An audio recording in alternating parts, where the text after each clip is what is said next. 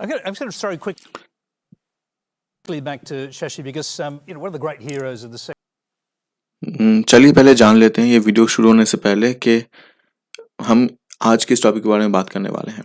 आज हम हमारे इतिहास के एक ऐसे टॉपिक के बारे में बात करने वाले हैं जिसको काफ़ी डिस्टॉर्ट किया गया है।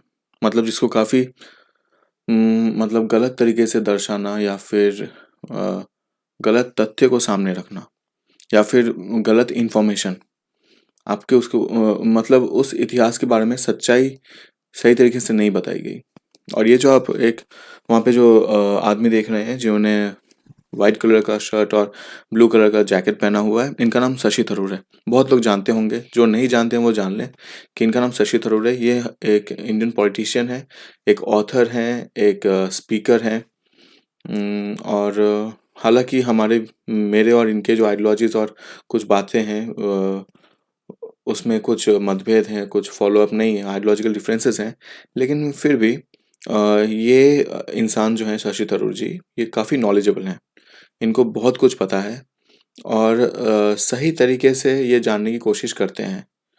और भी बहुत चीज़ें हैं, इस बारे में इस टॉपिक में भी बात नहीं करेंगे। लेकिन पहले आप ये वीडियो देखिए। इस वीडियो में एक बहुत ही मतलब एक बहुत ही काला इतिहास के बारे में एक सच बोला जाएगा, जिसके बारे में किसी को पता ही नहीं है।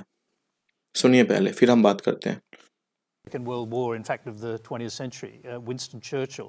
You've basically accused him in your book of complicity in a famine that killed 4 million Bengalis. Rightly so. 4.3. I mean, Churchill personally took the decisions that actually not only plunged Bengal into starvation, but had the British actually purchase grain that the Bengalis could barely afford to buy in order to ship it to Europe, not to aid the war effort as his defenders claim, but to boost the buffer stocks in the event of a future possible invasion of Greece and Yugoslavia. People started dying, and Churchill said, well, it's all their fault anyway for breeding like rabbits. He said, I hate the Indians, they're a beastly people with a beastly religion.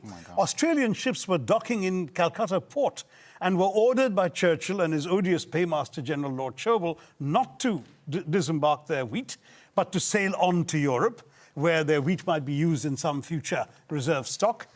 On top of that, when conscience-stricken British officials... Yes, I was going to say, did Churchill know people were dying? Yes, conscience-stricken British officials are constantly sending memoranda to the Prime Minister personally, because it was his decision, saying that people were dying literally on the streets, and all Churchill could bring himself to do was write peevishly on the side of the file, why hasn't Gandhi died yet? Wow. And this is the man the British want us to hail as an apostle of freedom and democracy, when he has as much blood on his hands as some of the worst genocidal dictators of the 20th century.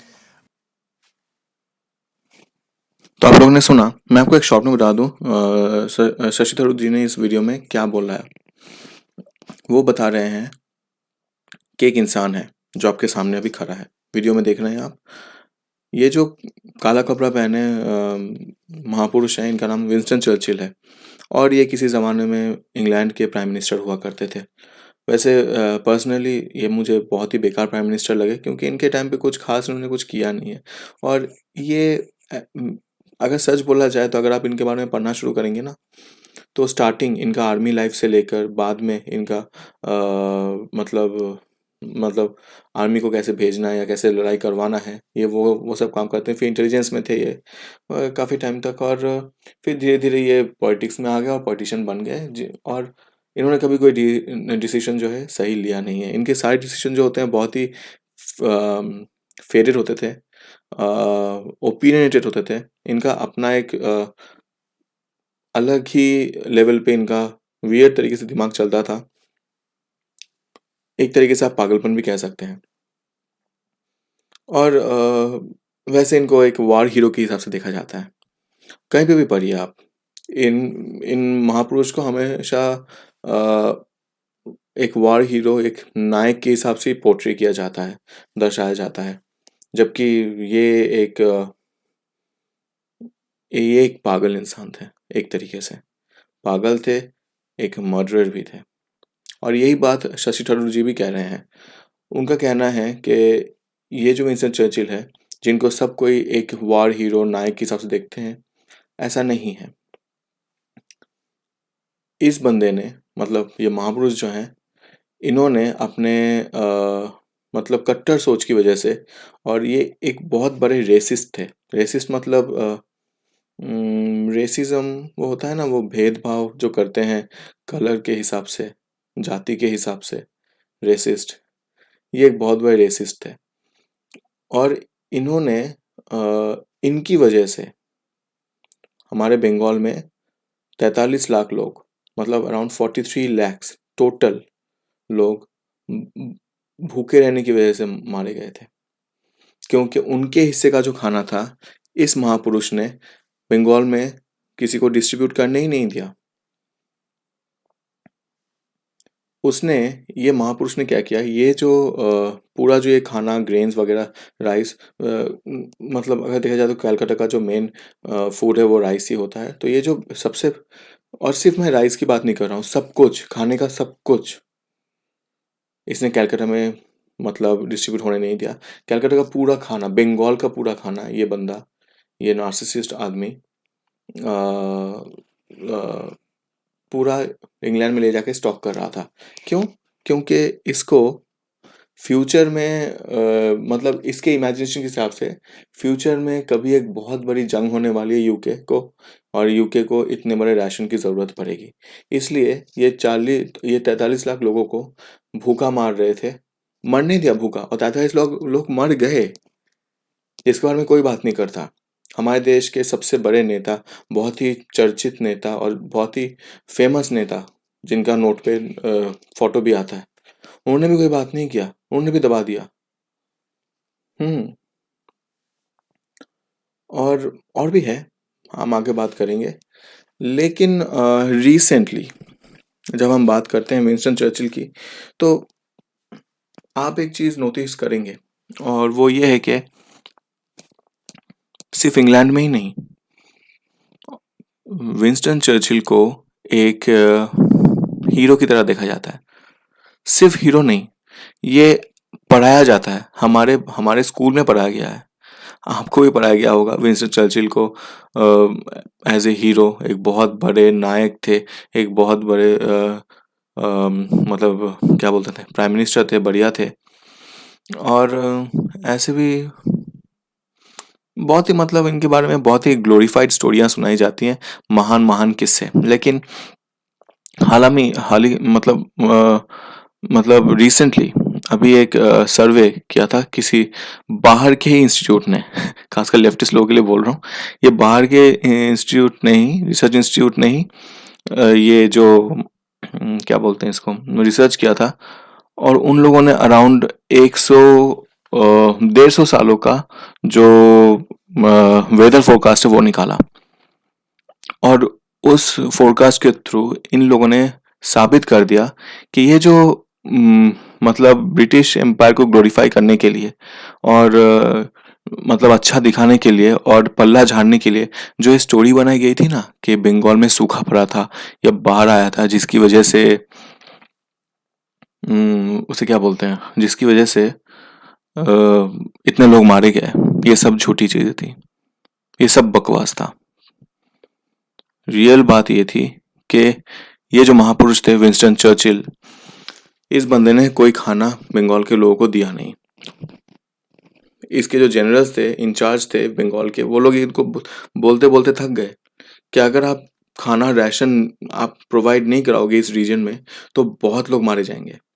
लेकिन नहीं, इस पागल भाई साहब को एक सबसे बड़ा मतलब क्या बोलते हैं, नफरत कह सकते हैं, हेट था इनका मतलब हमारे इंडियंस के लिए।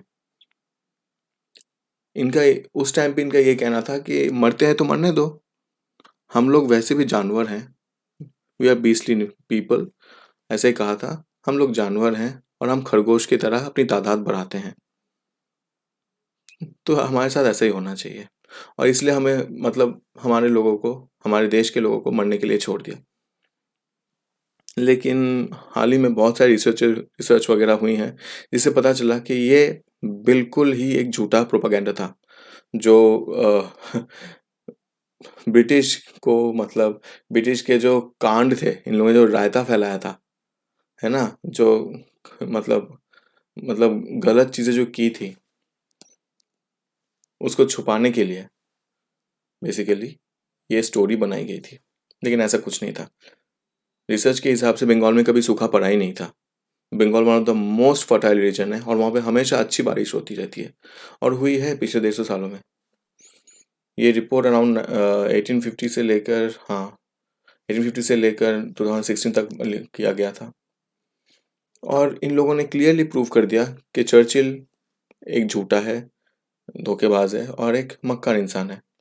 और शशि थरूर भी यही कह रहे थे कि हम जब दुनिया में डिक्टेटर की बात आती है, जातिवादी और रेसिस्ट की बातें आती हैं, तो सबसे पहले हमारे दिमाग में जो है हिटलर का नाम आता है, लेकिन विंस्टन चर्चिल भी कुछ कम नहीं थे। और रिसेंटली मैं एक वीडियो देख रहा तस्वीरें भी आज हमने था, आपके लिए यही वो निकाली। वीडियो है। मैं रिसेंटली कुछ दिनों पहले न्यूज़ देख रहा था। उस न्यूज़ में ये एक एक्चुअली बहुत ही फेमस शो है जो डीएनए है, जो जी न्यूज़ में आता है।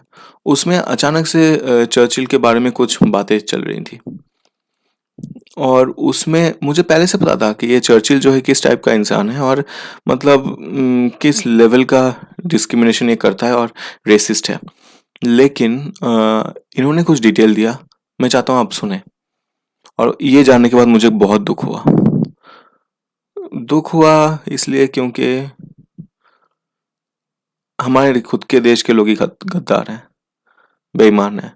इस चीज़ से दुख हुआ। आप देखिए, आप समझ जाएंगे मैं क्या बोलने वाला हूँ। हैं, ये वो सब वही तस्वीरें हैं। तब कुछ अखबारों को अगर छोड़ दें, कुछ अखबारों को छोड़कर ज्यादातर प्रेस बंगाल के अकाल को कवर कर रही थी और कंकालों की तस्वीरें अखबारों में प्रमुखता से छापी जा रही थी।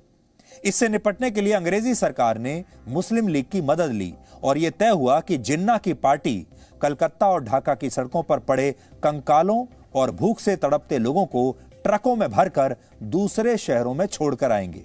यानी मुस्लिम लीग ने बंटवारे के लिए, पाकिस्तान के निर्माण के लिए 40 लाख लोगों की हत्या में अंग्रेजी सरकार का पूरा साथ दिया और इसका जिक्र एक पुस्तक में भी किया गया है जिसका शीर्षक है चर्चिल्स सीक्रेट वॉर। और ये पुस्तक तो आपने सुना कि क्या बात हुई है और क्या बोल रहे थे ये। तो आई गेस कि आपको अगर इस बारे में और ज़्यादा जानना है तो आप, ये एक लिस्ट है बुक्स की। आपको अगर असली इतिहास जानना है तो मैं, वैसे इनमें से कुछ बुक्स मैंने भी पढ़ा है और मैं कॉन्ट्रडिक्ट करता हूँ इनके पूरे के पूरे जो रिसर्च है इन सब से, क्योंकि मुझे लगता है कि और भी चीज़ें थी जो नहीं बताया गया, क्योंकि सब कुछ तो मिटा दिया गया था ना, तो कैसे पता चलेगा कौन सा क्या है क्या नहीं है। तो अगर इतना हो सकता है तो और भी बहुत कुछ हो सकता है आगे। लेकिन जिसको भी, अगर आप में से किसी को भी अगर थोड़ा सा इतिहास, सही इतिहास जानना है, वो स्कूल का कांग्रेस वाला इतिहास नहीं जानना है जो हमें इतने सालों से पढ़ाया गया है, तो आप कुछ ऐसे इन बुक्स को रेफर कर सकते हैं और पढ़ सकते हैं कि ये कैसे लोग थे और क्या क्या हमसे छुपाया गया है और किन को हीरो बनाया जा रहा है, जबकि वो हीरो के एज के भी लायक नहीं थे। Thank you.